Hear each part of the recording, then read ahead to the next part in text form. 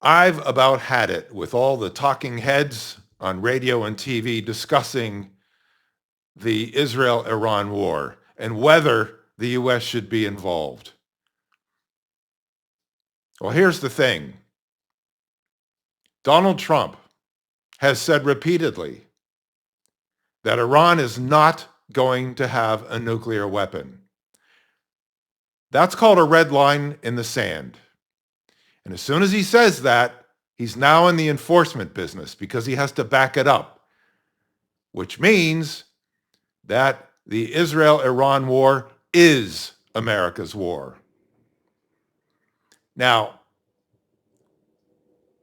American wars have been a disaster.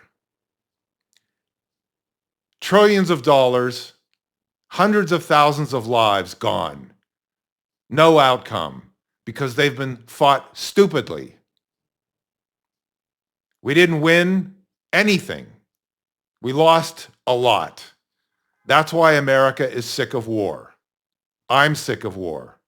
But sometimes you just have to fight a war, especially if you draw a red line in the sand, as Donald Trump has done. In fact, he did so again yesterday in Alberta, Canada, at the G7 summit, standing next to Keir Starmer, the Prime Minister of the UK. I want to see no nuclear weapon in Iran, and we're well on our way to making sure that happens. You see, he said, Iran's not going to have a nuclear weapon, and we're doing something about it. That's called war talk. So it is America's war. Now, in this country, we have on one side the Steve Bannon, Tucker Carlson wing, no wars, no way, no how, ever. On the other hand, you have the Lindsey Graham faction. Lindsey Graham has never met a war he didn't want. But there's some intelligence in the middle, and everything's nuanced. It's not black and white, it's gray.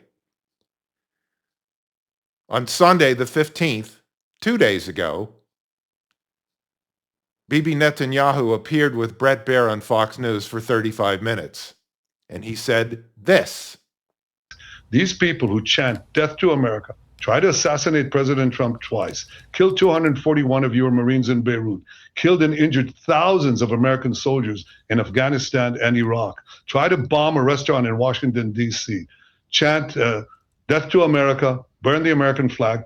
Do you want these people to have nuclear weapons and the means to deliver them to your cities? Of course not. Yeah. So we're defending ourselves, but we're also defending the world. I want to talk about the nuclear threat, and I want to talk about President Trump. You just said Iran tried to assassinate President Trump twice. Do you have intel that the assassination attempts on President Trump were directly from Iran? Through proxies, yes. Through their intel, yes. They want to kill him. Look, he's enemy number one. He's a decisive leader. He never took the path that others took to try to bargain with them in a way that is weak, giving them basically a pathway to enrich uranium, which means a pathway to the bomb, padding it with billions and billions of dollars. He took up this fake agreement and basically tore it up. He killed Qasem Soleimani. He said, made it very clear, including now, you cannot have a nuclear weapon, which means you cannot enrich. He's been very forceful. So for them, he's enemy number one. Yeah. Look, they also tried to kill me, but I'm his junior partner. When did they you understand that President Trump is a great threat to Iran's plans to weaponize nuclear weapons and use them. So as you can see, Iran has done a lot of damage to Americans. And according to Bibi, the two assassination attempts on Trump's life were Iran-inspired, let's say. You notice President Trump has not denied this because a lot of people came out and said, oh, Bibi's just spinning this. He's just trying to whip America into the war by saying this. Trump's never denied it. The fact is, you have a country that continuously screams death to America. They've never allowed inspectors to get in all the way to inspect the nuclear sites. A lot of them are now way underground. If you look at what Israel has done so far in Iran, It has been brilliant. A country of 9 million people inflicting so much damage on a country of 90 million people. But like in golf, so much of success is set up and address.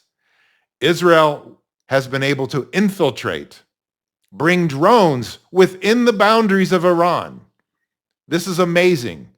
Even American military are highly impressed with the intelligence that Mossad has conducted. That is how you fight a war. Address and set up. Brilliance. Not wasting money, treasure, lives with no outcome. Israel's survival is at stake. But if the alternative is to do nothing. So Iran gets fissile material, weapons-grade fissile material, and ICBMs, intercontinental ballistic missiles, which can reach the east coast of the United States.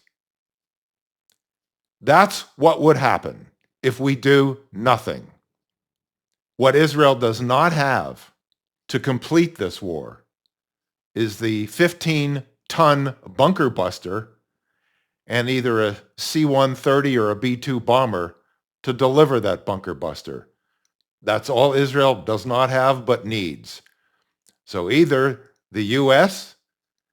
is going to supply that to Israel or use it itself in conjunction with Israel. But that's the only way to get to the underground bunkers containing the centrifuges and the fissile material. In conclusion, this war that Israel is fighting for its survival is also our war because Iran wants us dead, considers Trump enemy number one, and will stop at nothing to make that happen. Everything that happened in the October 7th war of 23 in Israel, Iran was behind all of that. There will never be peace in this world with Iran left intact the way it is.